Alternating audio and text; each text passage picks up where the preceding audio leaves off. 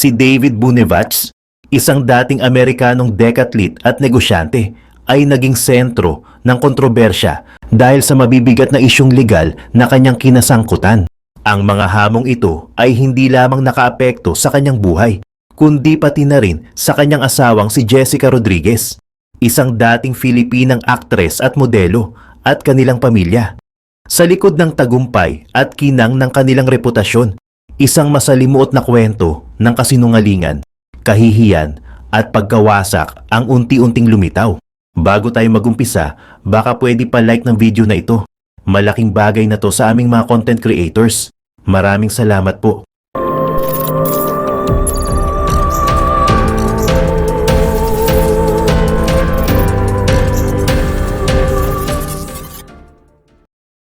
Sino nga ba si David Bunevach?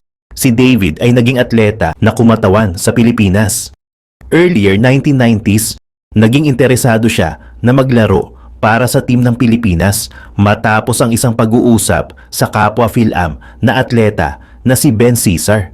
Sa kanyang pagbisita sa Pilipinas, ipinakilala siya kay Go Tengkok, ang nooy namumuno sa Philippine Amateur Track and Field Association. Sa tulong ni Philip Juico, ang chairman ng Philippine Sports Commission, nabigyang daan ang pagsali ni David sa pambansang team ng Pilipinas sa larangan ng sports. Malaki ang hype sa pagdating ni David sa team. Bilang isang Phil-Am na nagdala ng mataas na expectation, inaasahang magbibigay siya ng gintong medalya sa Pilipinas sa Olympic competitions. Gumastos ang PSC para suportahan si David mula sa training, kagamitan at allowance na sumasaklaw sa coaching, tirahan at iba pang pangangailangan. Ngunit sa kabila ng malaking puhunan sa kanya, nabigo si David na tuparin ang inaasahan ng bansa. Nagwagi siya ng gintong medalya sa 1997 Southeast Asian Games, ngunit ito'y resulta ng pagkakadisqualify sa mga orihinal na nanalo dahil sa paggamit ng ipinagbabawal na. Noong 1995, naging kontrobersyal ang kanyang allowance bilang atleta. Ayon kay Isagani Cruz, dating Associate Justice ng Supreme Court ng Pilipinas, tumatanggap si David ng $6,740 kada buwan, malayong mas mataas kumpara sa ibang mga atleta tulad ni Elma Muros at Joseph Lizardo na tumatanggap lamang ng 8,000 pesos. Ang hindi pantay na distribusyon ng pondo ay naging malaking usapin sa sports community ng bansa. Bukod sa pagiging atleta, pinasok din ni David ang pagmumodelo at pag-eendorso ng produkto upang madagdagan ang kanyang kita. Kalaunan, tinalikuran niya ang pagiging atleta at pumasok sa industriya ng showbiz. Lumabas siya sa mga pelikula tulad ng Tusong Tusam nina Andrew E. at Jano Gibbs at Buhay Kamao na pinagbidahan ni Robin Padilla at Rica Peralejo. Tulad ng maraming atleta, kumikita si David mula sa endorsements at modeling upang madagdagan ang kanyang allowance. Pinakasalan ni David si Jessica Rodriguez. Noong October 2000, ikinasal sina David Bunevach at Jessica Rodriguez sa isang civil rights sa California. Sa paningin ng marami, sila ang larawan ng isang perpektong pamilya. Si David, isang dating atleta at negosyante, ay puno ng ambisyon at pangarap. Si Jessica naman, isang dating aktres at modelo, ay may sariling kasikatan. Pinagtibay ng kanilang pagmamahalan ang pagbuo ng kanilang pamilya. Kasama sa kanilang bagong pamilya si Haika, anak ni Jessica mula sa isang nakaraang relasyon. Buong pusong tinanggap ni David si Haika bilang sarili niyang anak at formal niya itong inampon. Hindi nagtagal, nagkaroon sila ng dalawang anak, sina Grant at Brianna. Noong December 9 ng parehong taon, nagdaos sila ng isang ingranding kasal sa NBC 10 sa Makati. Naging espesyal ang kanilang ugnayan dahil sa kanilang patuloy na pagpapakita ng pagmamahal at dedikasyon sa isa't isa. Sa kanilang ika-5 anibersaryo, muli silang ikinasal sa Tagaytay, kung saan ipinangako ni David na muli niyang pakakasalan si Jessica tuwing ika-5 nilang taon bilang pagpapakita ng kanyang debosyon. Noong 2010, muling binigkas ng mag-asawa ang kanilang mga pangako sa isang eleganteng seremonya ng renewal ng kanilang vows sa poolside ng The Peninsula sa Beverly Hills, Los Angeles. Napaulat na 5 beses silang lumipad patungong California, kung saan kasalukuyang nag-aaral ang panganay na anak ni Jessica na si Haika sa loob lamang ng 1 taon. Lahat ng biyahe ay first class at sagot ng kumpanya. Hindi nakatulong sa imahe ng mga Bonifax ang kanilang malinaw na hilig sa marangyang pamumuhay. Bukod sa kapansin-pansing Porsche at BMW SUV, pati na rin sa mahal na pribadong eskwelahan ng kanilang mga anak sa loob at labas ng bansa, mahilig din ang mag-asawa sa mga mamahaling gamit at alahas. Ayon sa isang babaeng empleyado ng Viva, ang relo ni Jessica ay Cartier na may tunay na mga diamante, at ang kay David ay sobrang mahal din. Idinagdag pa niya na ang mga bag ni Jessica ay lahat Louis Vuitton. Sa isang artikulo ni Ray Pumaloy sa Abante Tonight noong May ng kasalukuyang taon, isinulat niya na nang ipagdiwang ang huling kaarawan ni Jessica sa Hong Kong, niregaluhan siya ni David ng sing-sing na may rare African aquamarine stone na nagkakahalaga ng higit sa ₱250,000. 3 buwan na ang nakalipas, sinabi ng mag-asawa sa Yes Magazine na sa 2008, lilipat na sila mula sa kanilang inuupahang bahay sa Ayala, Alabang, patungo sa bagong bahay na kanilang ipinapatayo sa parehong village. Mga kontrobersyal na issue. Year 2010 nang magsimula si David Bonifax na magtayo ng mga negosyo tulad ng CB Holding Group Corp at Cesar Brutus LLC.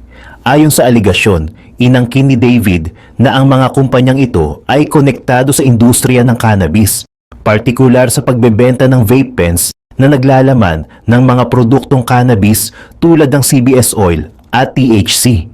Sinabi rin umano niya sa mga investors na mayroon siyang contact in China na manufacturer ng disposable vape pens na hindi nakakalason at may mataas na kalidad.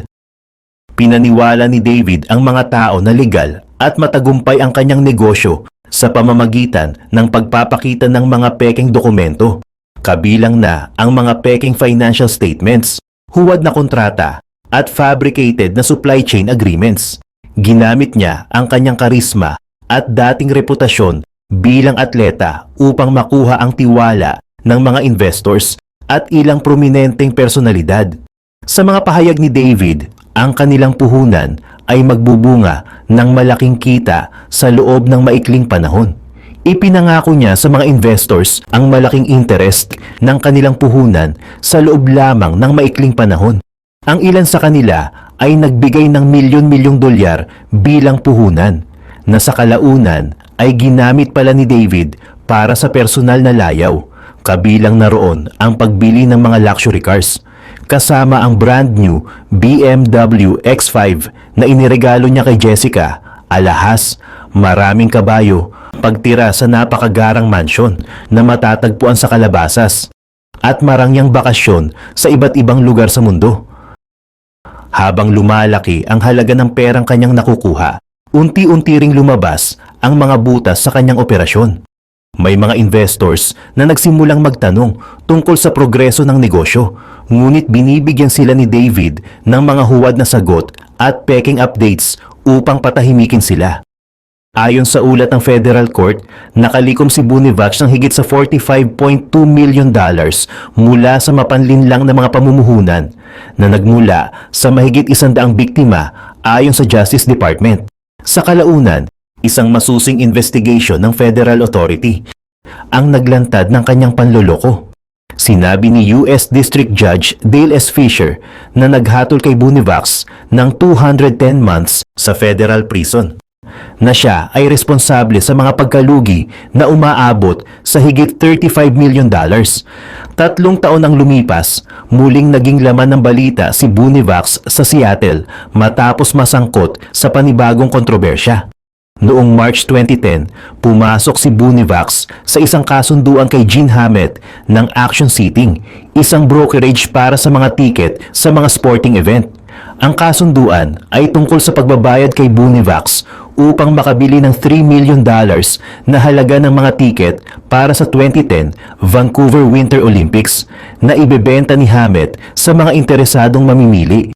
Nabigo si Bonifax na maghatid ng mga tiket, kaya't nauwi ito sa pagbabayad niya kay Hammett ng $325,000 bilang settlement. Ang issue ni David Bunevats kay Anjanette Abayari.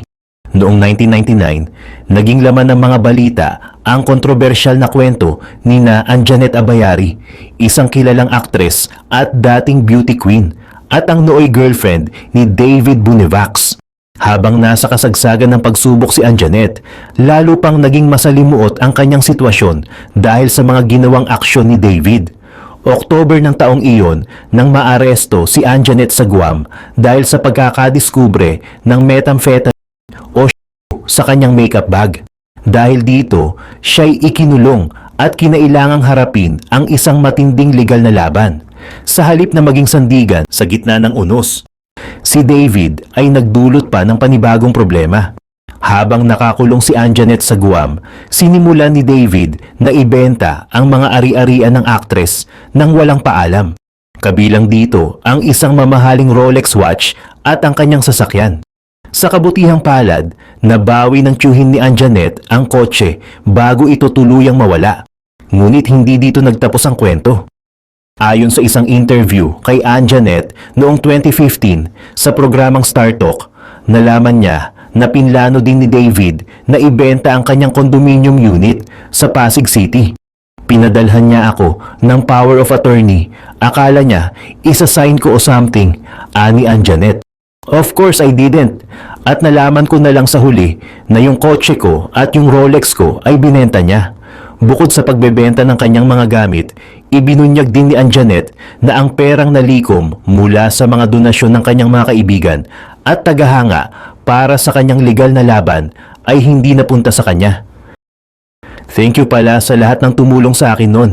Hindi ko nakuha yung pera, kaya hindi ko alam na maraming tumulong sa akin. Pati yung abogado sa Guam, hindi niya binayaran. Sa kabila ng pantatraidor, pinili ni Anjanette na magpatawad.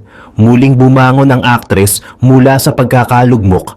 Pinatunayan ang kanyang tibay at pananalig sa Diyos. Sa kalaunan, muling bumuti ang takbo ng kanyang buhay nang matagpuan niya ang bagong pag-ibig at pananampalataya. Mga iba pang mga aligasyon, karahasan at legal na labanan. Isang source mula sa business sector ang nagsabi na may hindi pangkaraniwang nangyari kay David Bunevats. Noong November 27, nakatanggap si Jessica ng tawag mula sa isang kaibigang lalaki mula sa kanilang simbahan. Ayon sa kaibigan, nakontak niya si David ngunit ang narinig niya ay mga ungol, pagmumura at daing. Sa gitna ng pag-aalala, tinawagan ni Jessica ang isang mataas na opisyal ng pulisya upang humingi ng tulong. Pagdating ng mga operatiba sa bahay ng Bunevats, natagpuan nila si David na sugatan, may mga marka sa muka at sa kabutihang palad ay ligtas. Ayon kay David, inimbitahan siya ng mga kakilala sa Green Hills para sa isang gathering. Nauwi ito sa mainit na argumento kung saan inakusahan siya ng mga bagay na mariin niyang itinanggi. Binugbog umano siya ng mga ito, ginamitan ng baril at pinapirma sa mga dokumentong nagsasaad na ibinibigay niya sa mga ito ang kanyang Porsche at relo. May banta rin sa buhay niya kapag hindi niya maibabalik ang umano'y ninakaw niyang pera mula sa kumpanya. Isang independent source ang nagsabing konektado ang insidente sa mga investor ng Beverly Hills 6750 Clinic kung saan si David ang presidente at CEO. Inakusahan siya ng maling paggamit ng pondo ng klinika na parang ginawa umano niyang personal ATM. Dahil sa kanyang pagtanggi kahit may ebidensya, nagalit ang mga investor na nauwi sa karahasan. Sa kabila ng insidente, walang naitala sa Criminal Investigation and Detection Group ang pamilya Bunevats tungkol sa kidnapping, pananakit o carnapping. Gayunpaman, kinumpirma ng isang insider na totoong nangyari ang insidente. Ang pamilya ay humingi ng tulong mula sa mga kaibigan at abogado, kabilang ang Villarraza at ang Gangco Law Office para sa posibleng legal na aksyon. Pinayuhan din sila na lumapit sa National Bureau of Investigation, NBI, sa halip na sa PNP dahil umano sa malalakas na koneksyon ng kanilang mga kalaban sa pulisya. Dagdag pa rito, ibinenta ni Jessica ang kanilang 2 months old na BMW X5 sa ilalim ng BMW Certified Pre-Owned Program na sinasabing dahil sa pinansyal na problema. Sa mga panayam, walang malinaw na sagot ang natanggap tungkol sa kanilang kinaroroonan. Maging ang kanilang mga cellphone ay hindi na sumasagot. Sa kabila ng pagkalat ng mga detalye sa industriya ng showbiz, iniulat na nais ni Jessica na itigil na ang pagpapakalat ng kwento upang mapanatili ang kanilang kasunduan sa mga partner. Ang paghatol. July 2022 ay nag-plead guilty si David Bunevats sa securities fraud at wire fraud. Ang kanyang pag-amin ay hindi lamang nagdala ng hustisya para sa mga biktima kundi nagbukas din ng mas malalim na sugat sa kanyang pamilya. Naging susi sa pagkakadiskubre ng panloloko ang masusing investigasyon ng mga otoridad. Sa kalaunan, lumabas ang mga ebidensyang nagpatunay na walang legal na operasyon o produkto ang kanyang negosyo. Ang perang nakuha mula sa mga investors ay halos napunta lahat sa mga luho at walang anumang substansyal na proyekto o produkto ang naibigay. Nobyembre ng parehong taon, nahatulan siya ng 17 years at 6 na buwang pagkakakulong. Tanda ng bigat ng kanyang krimen at ang lawak ng epekto nito sa mga naapektuhan. Ang balitang ito ay nagdulot ng matinding kahihiyan sa kanyang pamilya. Ang kanyang asawang si Jessica ay hindi nakaligtas sa mga intriga at chismis. Pati ang kanilang mga anak na sina Haika, Grant at Brianna ay nadamay at naging tampulan ng mga tanong at sita mula sa lipunan. Ang tahimik at marangyang mundo na kanilang ginagalawan ay biglang nagkawatak-watak. Sa panahong iyon, ang kanilang pamilya ay naging sentro ng pambabatikos. Ang kanilang reputasyon ay nadungisan at ang suporta mula sa mga kaibigan at kasamahan ay unti-unting naglaho. Si Jessica, na dati tinitingala bilang isang haligi ng kanilang tahanan, ay naharap sa mahirap na desisyon. Ang harapin ang realidad ng kanilang sitwasyon at protektahan ang kanilang mga anak mula sa epekto ng iskandalo. Ang malawakang scam na ito ay nag-iwan ng sugat hindi lamang sa mga investors na nawalan ng malaking pera, kundi pati na rin sa pamilyang iniwan ni David. Ito ay isang trahedya ng kasakiman, kasinungalingan at pagbagsak ng isang dating kinikilalang tao na hindi na nakabalik mula sa pagkawasak ng kanyang mundo. Sa gitna ng iskandalo, pilit na pinanatili ni Jessica ang kanilang pamilya. Ngunit sa kabila ng kanyang pagsisikap, dumating ang puntong na pagtanto niyang kailangan niyang unahin ang kapakanan ng kanilang mga anak. Noong February 2024, naghain siya ng divorce. Ito ang naging hudyat ng pagtatapos ng kanilang 2 dekadang pagsasama. Para kina Haika, Grant at Brianna, mahirap tanggapin ang mga pagbabago. Ang kanilang imahe ng isang perpektong pamilya ay tuluyang naglaho. Ngunit sa kabila nito, naging mas matatag ang kanilang relasyon bilang magkakapatid. Sa bawat hamon, pinili nilang magtulungan at maging sandigan ng isa't isa.